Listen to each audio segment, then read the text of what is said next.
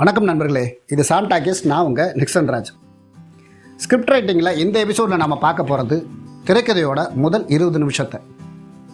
1970களில் திரைப்படங்களுக்கு எந்த அளவுக்கு வரவேற்பும் கூட்டமும் இருந்துச்சோ அதே அளவுக்கு மேடை நாடகங்களுக்கும் கூட்டமும் வரவேற்பும் இருந்துச்சு. இன்றைக்கி கிளாசிக்னு நாம் கொண்டாடுற பல படங்கள் முதல்ல மேடை நாடகங்களாக நடத்தப்பட்டு அதற்கு பிறகு திரைப்படங்களாக மாறினவைகள் தான்.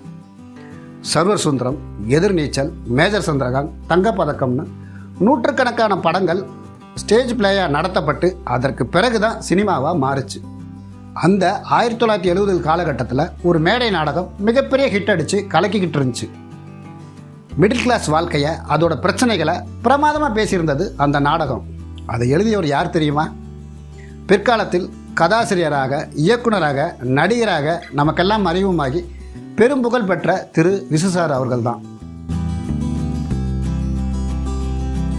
அந்த மேடை நாடகம் திரைப்படமாகவும் வந்துச்சு. திரு ஜெமினி கணேசன் நடித்து ஒய்ஜி மகேந்திரன் இயக்கிய அந்த படம் உறவுக்கு கை கொடுப்போம்.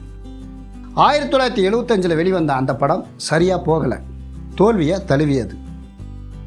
தொடர்ந்து மேடை நாடகங்களுக்கு எழுதிக்கிட்டு இருந்த விசு சார் திரு கே பாலச்சந்தர் சார்கிட்ட உதவி இயக்குனராகி அதற்கு பிறகு மணல் கயிறு படம் மூலமாக இயக்குனராகவும் ஆனார். கதை எழுதி டைரக்ட் பண்ணிகிட்டு இருந்தாலும் கூடவே வெளியே பல படங்களுக்கு எழுதி கொடுத்துக்கிட்டு இருந்தார். அதில் சில படங்களை குறிப்பிட்டு சொல்லணும்னா தில்லுமுள்ளு, நெட்ரிக்கன், புதுக்கவிதை, நல்லவனுக்கு நல்லவன், மிஸ்டர் பாரத். திரு ரஜினி சாருக்காக விசு எழுதிய எல்லா படங்களுமே பெரிய வெற்றி அடைஞ்சதுன்னு சொன்னாலும் அதில் நல்லவனுக்கு நல்லவன் மெகா ஹிட் ஆச்சு. அதனால் அந்த படத்தின் தயாரிப்பாளரான திரு ஏஎம் சரவணன் சார் மிகுந்த சந்தோஷமாகி நல்லவனுக்கு நல்லவன் படத்துக்கு சிறந்த முறையில் திரைக்கதை வசனம் எழுதி தந்த விசுவுக்கு ஏவிஎம் பேனர்லேயே படம் கொடுத்தார். அதுக்காக விசு சார் 6-7 கதைகள் சொன்னார். எதுவுமே சரவணன் சாருக்கு இம்ப்ரெஸ் ஆகலை. கடைசியில் விசு சார் ஒரு கதை சொன்னார். அதை சொன்ன உடனே சரவணன் சாருக்கு அப்படி பிடிச்சி போச்சு. என்ன கதை தெரியுமா? 1975 விசு சார் நாடகமாக போட்டு திரைப்படமாக எடுக்கப்பட்டு ஃபெயிலியரான உறவுக்கு கை கொடுப்போம் கதை. அந்த கதை சரவணன் சாருக்கு ரொம்ப பிடிச்சிருந்ததால் அந்த கதை உரிமையை வாங்கி அதுக்கு புதுசாக ஒரு திரைக்கதையை எழுத சொன்னார். விசுவும் அந்த கதையில் சில மாற்றங்களை செஞ்சு ஒரு அற்புதமான அழுத்தமான ஒரு புதிய திரைக்கதையை எழுதினார். அந்த திரைக்கதையில் வந்த படம் தான் தமிழ் சினிமாவின் மிக முக்கியமான படங்களில் ஒன்றான சம்சாரம் அது மின்சாரம். கூட்டு குடும்பத்தின் அருமைகளை, பெருமைகளை மிக யதார்த்தமாக பிரமாதமாக சொன்ன அந்த படம் வெளிவந்து மிகப்பெரிய வெற்றி அடைஞ்சிச்சு. வசூல்லையும் பெரிய சாதனை புரிஞ்சிச்சு. அது மட்டும் இல்லைங்க, 1986 ஆண்டுக்கான தேசிய விருதுகளில் சிறந்த பொழுதுபோக்கு படமாக தேர்ந்தெடுக்கப்பட்டு ஜனாதிபதியின் தங்கத்தாமரை விருதையும் பெற்று தமிழ் சினிமாவுக்கு பெருமை தேடி தந்துச்சு. அதே மாதிரி சதுரங்கம், அந்த படத்தோட கதையும் விசு சார் தான். அதே கதையில் சில மாற்றங்களை செஞ்சு புதிய திரைக்கதையை எழுதினார் விசு. அந்த திரைக்கதையில் வெளிவந்த படம் தான் கவிதாலயாவின் திருமதி ஒரு வெகுமதி. அந்த படமும் பெரிய வெற்றி அடைஞ்சிச்சு. நடுத்தர குடும்பங்களின் பிரச்சனைகளை, இயக்கங்களை, உறவு சிக்கல்களை சொல்லி அதற்கான தீர்வை நோக்கி நகர்றது தான் விசு சாரோட திரைக்கதை ஸ்டைல். அது சம்சாரம் அது மின்சாரம், திருமதி ஒரு வெகுமதி 2 படத்துலையும் அற்புதமாக வெளிப்பட்டிருக்கும். சம்சாரம் அது மின்சாரம், திருமதி ஒரு வெகுமதி மீண்டும் படமாக்கப்பட்டு பெருசாக வெற்றி அடைஞ்சிச்சுன்னா அதுக்கு ஒரே காரணம் திரைக்கதையில் செய்யப்பட்ட மாற்றங்கள். ஒரு திரைப்படத்தோட வெற்றி தோல்வியை தீர்மானிக்கிறதுல திரைக்கதைக்கு மிகப்பெரிய பங்கு உண்டு. அந்த திரைக்கதை எழுதுறதை பற்றி மேலும் தெரிஞ்சுக்க வாங்க எபிசோடுக்குள்ளே போகலாம். போகிறதுக்கு முன்னாடி சாம் டாக்கீஸ் சேனலை இது வரைக்கும் நீங்கள் சப்ஸ்கிரைப் பண்ணலைன்னா தயவு செஞ்சு சப்ஸ்கிரைப் பண்ணுங்கள். கீழே இருக்க சப்ஸ்கிரைப் பட்டனை ப்ரெஸ் பண்ணி அது பக்கத்தில் இருக்க பெல் பட்டனையும் ப்ரெஸ் பண்ணுங்கள். அப்போ தான் நான் போடுற ஒவ்வொரு வீடியோவுக்கும் உங்களுக்கு நோட்டிஃபிகேஷன் உடனே வரும். வாங்க எபிசோடுக்குள்ளே போகலாம்.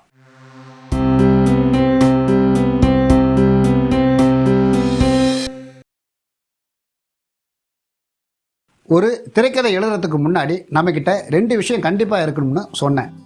ஒன்று கேரக்டர்ஸ் கட்சி உள்ள கேரக்டர்ஸ், இன்னொன்று கதை. அதே மாதிரி என்ன வே ஆஃப் டெல்லிங்கில் திரைக்கதையை சொல்லணும்னு டிசைட் பண்ணிக்க சொன்னேன். லீனியரா, நான் லீனியரா, ஃப்ளாஷ்பேக்கானு. இப்போ இன்னொன்னையும் சொல்கிறேன். ஒரு ஐடியாவை எப்படி ரஃப்பாக அவுட்லைன் பண்ணிக்கிட்டு கதை எழுத ஆரம்பிக்கிறோமோ அதே மாதிரி ஒரு கதையை ரஃப்பாக டெவலப் பண்ணி ஒரு ஸ்க்ரீன் பிளே அவுட்லைனை பண்ணிக்கணும். அதில் ஒரு டெஸ்டினேஷனை, அதாவது ஒரு கிளைமேக்ஸை ஃபிக்ஸ் பண்ணிக்கணும். அப்படி பண்ணிக்கிட்டு தான் திரைக்கதை எழுதவே ஆரம்பிக்கணும். ஒரு டெஸ்டினேஷன், ஒரு கிளைமேக்ஸ் இல்லாமல் நாம் திரைக்கதை எழுத ஆரம்பித்தா அந்த திரைக்கதை ஒரு இலக்கு இல்லாமல் அங்கேயும் இங்கேயும் அலைபாய ஆரம்பிக்கும். அது முழுமையான திரைக்கதையாக வரவே வராது. கிளாரிட்டியாக கிடைக்கலனாலும் ரஃப்பாவது ஒரு கிளைமேக்ஸை டிசைட் பண்ணிக்கணும். அப்போ தான் அதை நோக்கி நாம் திரைக்கதையை நகர்த்த முடியும், வளர்த்த முடியும். அப்புறம் திரைக்கதை வளர வளர சில நல்ல விஷயங்கள் கிடச்சி அந்த கிளைமேக்ஸை ஸ்ட்ராங் பண்ணலாம், அல்லது புது கிளைமேக்ஸையே டிசைட் பண்ணலாம். அது வேறு. ஆனால் திரைக்கதை எழுத ஆரம்பிக்கும் போதே ஒரு டெஸ்டினேஷன், கிளைமேக்ஸ் கண்டிப்பாக நம்மக்கிட்ட இருக்கணும். ஒரு சில ஸ்க்ரீன் பிளே ரைட்டர்ஸ், டைரக்டர்ஸ் இருக்காங்க. முதல்ல கிளைமேக்ஸை டிசைட் பண்ணிவிட்டு அதுக்கப்புறம் ரிவர்ஸில் கொஞ்சம் கொஞ்சமாக யோசித்து பிகினிங்கை டிசைட் பண்ணி அதுக்கப்புறம் தான் திரைக்கதையை எழுத ஆரம்பிப்பாங்க. எந்த மெத்தடில் எழுதினாலும் ஒரு டெஸ்டினேஷனை டிசைட் பண்ணிட்டு தான் திரைக்கதை பயணத்தையே தொடங்கணும். அதே மாதிரி ஒரு திரைக்கதையில் வர்ற எல்லா காட்சிகளையுமே நம்ம கவனம் செலுத்தணும். ஆனால் திரைக்கதையோட முதல் 20 நிமிஷத்தையும் கடைசி 20 நிமிஷத்தையும் மிக கவனமாக நாம் வடிவமைக்கணும். ஏன்னா படம் பார்க்க தேட்டருக்குள்ளே வர பார்வையாளரை முதல் 1-2 காட்சிகள்லேயே ஸ்க்ரீனுக்குள்ளே திரைக்கதைக்குள்ளே இழுத்துடணும்.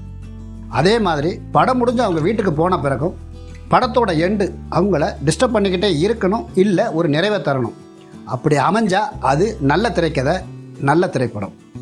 இப்போ ஒரு திரைக்கதையோட முதல் 20 நிமிஷத்தை பார்ப்போம். திரைக்கதையை துவக்கிறதுல பல வகை இருக்குது.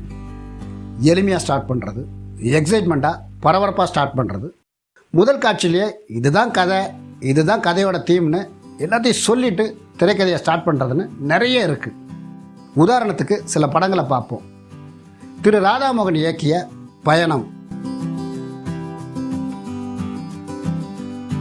படத்தோட ஆரம்பத்தில் சில கேரக்டர்ஸ் வீட்டிலேருந்து புறப்படுவாங்க, ஏர்போர்ட்டுக்கு வருவாங்க, ஃப்ளைட்டில் ஏறுவாங்க, ஃப்ளைட் புறப்படும். அந்த ஃப்ளைட்டில் ட்ராவல் பண்ணுறவங்க யாருன்னு, அதாவது ஒரு ஃபாதரியார், ஒரு மேஜர், ஒரு நடிகர், ஒரு ரசிகர்னு எல்லா கதாபாத்திரங்களோட இன்ட்ரோவும் நடக்கும். அது முடிஞ்ச அடுத்த செகண்ட் சிலர் அந்த ஃப்ளைட்டை ஹைஜாக் பண்ணுவாங்க. கதையோட பிரச்சனை ஸ்டார்ட் ஆகும். அந்த பாசஞ்சர்ஸையும் ஃப்ளைட்டையும் எப்படி மீட்டாங்கங்கிறது மீதி கதை. இதில் பார்த்தீங்கன்னா முதல் 20 நிமிஷத்துக்குள்ளே எல்லா கதாபாத்திரங்களும் அறிமுகமாகி ஃப்ளைட்டு ஹைஜாக் ஆகி கதை ஸ்டார்ட் ஆகிடும். கதையோட தீம் என்னன்னு தெரிஞ்சிடும். இப்போ இன்னொன்று, ஒரு திரைக்கதையை எக்ஸைட்மெண்ட்டாக பரபரப்பாக ஸ்டார்ட் பண்ணுறது.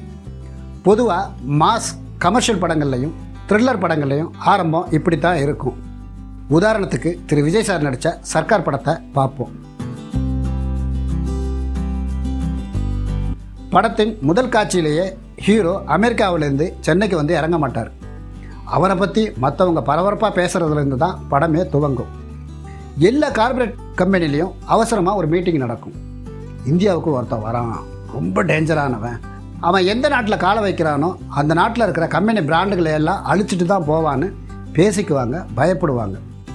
ஆடியன்ஸுக்கு இப்படி ஹீரோவை பற்றின ஒரு எதிர்பார்ப்பை ஏற்படுத்திட்டு அதுக்கப்புறம் தான் ஹீரோ கேரக்டர் ஸ்க்ரீனில் வரும். இது ஒரு மாஸ் ஹீரோவுக்கான திரைக்கதையோட துவக்கம். அதே மாதிரி த்ரில்லர் படங்களில் முதல் காட்சியிலேயே ஒரு கொலை நடக்கும். யார் செஞ்சாங்க, எதுக்கு செய்கிறாங்கன்னு ஒரு எதிர்பார்ப்பை ஏற்படுத்திட்டு அதுக்கு பிறகு திரைக்கதை ஸ்டார்ட் ஆகும். இது ஒரு வகை. இன்னொரு வகை இருக்குது. முதல் காட்சியிலேயே இதுதான் கதை, இதுதான் கதையோட பிரச்சனை, இதுதான் கதையோட தீம்னு எல்லாத்தையும் சொல்லிட்டு திரைக்கதை ஸ்டார்ட் ஆகும். இந்த வகை திரைக்கதைக்கு நாம் வழக்கத்தை விட அதிகமாக கடுமையாக உழைக்க வேண்டியிருக்கும். அப்படி உழைச்சா அது மிகச்சிறந்த திரைக்கதையாக வரும். உதாரணத்துக்கு திரு ஃபாசில் சார் அவர்கள் எழுதி இயக்கிய பூவிழி வாசலில் படத்தை பார்ப்போம். படத்தோட முதல் காட்சியிலேயே ஒரு கார் நம்பர் பிளேட் மேலே ரிஜிஸ்ட்ரேஷன் பேப்பர் ஒட்டிட்டு அந்த காரில் ரகுவரனும் பாபு ஆண்டனியும் வருவாங்க. ஆள் நடமாட்டம் இல்லாத ஒரு தெருவில் காரை நிறுத்திட்டு யாருக்கோ வெயிட் பண்ணுவாங்க. அந்த வழியாக ஒருத்தர் வருவார். அவருக்காக தான் இவங்க வெயிட் பண்ணிக்கிட்டு இருக்காங்க. இவங்களை பார்த்தோன்னே அவர் முகம் மாறும். சட்டுன்னு ரகுவரனும் பாபு ஆண்டனியும் அவரை குத்தி கொல்லுவாங்க. இதை பக்கத்து வீட்டு மாடியில் நின்றுட்டு இருக்க ஒரு சின்ன குழந்தை சுஜிதா பார்த்துரும். அந்த குழந்தை சரியாக காது கேட்காத, பேச முடியாத குறைபாடு உள்ள ஒரு குழந்தை. அந்த குழந்தை பார்த்ததை ரகுவரனும் பாபு ஆண்டனியும் கவனிச்சிருவாங்க. அந்த குழந்தைய கூப்பிட மாடிக்கு வந்த அந்த குழந்தையோட அம்மாவும் இந்த கொலையை பார்த்துருவாங்க. உடனே பயந்துக்கிட்டு வீட்டுக்குள்ளே ஓடிடுவாங்க. போலீஸ்க்கு ஃபோன் பண்ணுவாங்க. அதுக்குள்ளே பாபு ஆண்டனி டெலிஃபோன் ஒயரை துண்டிச்சிட்டு வீட்டுக்குள்ளே வந்துடுவார். வந்து அந்த அம்மாவை கொல்லுவார். இதையும் அந்த குழந்தை பார்த்துரும். பாபு ஆண்டனி அந்த குழந்தைய பிடிக்கிறதுக்குள்ளே அந்த குழந்தை வெளியே ஓடி வந்து போகிற பஸ்ஸில் ஏறி எஸ்கேப் ஆகிடும். ராத்திரி ஆகும். அந்த குழந்தைக்கு எங்கே போகிறதுன்னு தெரியாமல் ஒரு பிளாட்ஃபார்மில் படுத்து தூங்கும். தன்னோட குடும்பத்தை இழந்ததால் குடிகாரனாக மாறிப்போன சத்யராஜ் சார் போதையில் காரில் அந்த வழியாக வருவார். வந்தவர் பிளாட்ஃபார்மில் படுத்துக்கிட்டு இருக்க அந்த குழந்தைய பார்ப்பார். இறக்கப்பட்டு அந்த குழந்தைய எடுத்துகிட்டு வந்து தன் வீட்டிலேயே வச்சு பராமரிப்பார், வளர்ப்பார். அந்த குழந்தைக்கும் அவருக்கும் ஒரு பாசப்பிணைப்பு தொடங்க ஆரம்பிக்கும். இதுக்கு இடையில் நடந்த கொலைகளுக்கு இன்வெஸ்டிகேஷன் ஸ்டார்ட் ஆகும். அந்த குழந்தை சத்யராஜ்கிட்ட கொலையாளிகளை காட்டி கொடுத்துச்சா இல்லையா? அதுக்குள்ளே ரகுவரனும் பாபு ஆண்டனியும் அந்த குழந்தைய என்ன பண்ணாங்கங்கிறது மீதி விறுவிறுப்பான திரைக்கதை. திரு ஃபாசில் சார் எழுதி இயக்கிய அற்புதமான திரைப்படம். படத்தின் முதல் காட்சியிலே இதுதான் கதை, இதுதான் கதையின் பிரச்சனை, இதுதான் கதையின் தீம்னு எல்லாத்தையும் சொல்லிட்டு ஆரம்பிப்பார். Open play. இவங்க தான் வில்லனுங்க, இந்த தப்பை பண்ணாங்க, ஒரு குழந்தை பார்த்துருது, இனிமேல் என்ன ஆக போகுதுன்னு விறுவிறுன்னு அந்த திரைக்கதை போய்கிட்டே இருக்கும். மிகவும் அற்புதமான அட்டகாசமான திரைக்கதை. ஃபாசில் சார் படங்களில் நாம் கற்றுக்க எப்போவுமே நிறைய விஷயங்கள் இருக்கும். அதில் ஒரு அற்புதமான படம் தான் பூவிழி வாசலிலே. திரைக்கதை துவக்கத்தை பற்றி இன்னும் சில விஷயங்களை, புதிய விஷயங்களை அடுத்த எபிசோட்லேயும் பார்ப்போம். தொடர்ந்து பாருங்கள், சப்ஸ்கிரைப் பண்ணுங்கள், உங்கள் நண்பர்களுக்கும் சொல்லுங்கள். பேசுகிறதுக்கு இன்னும் நிறைய இருக்குது. பேசுவோம். நன்றி, வணக்கம்.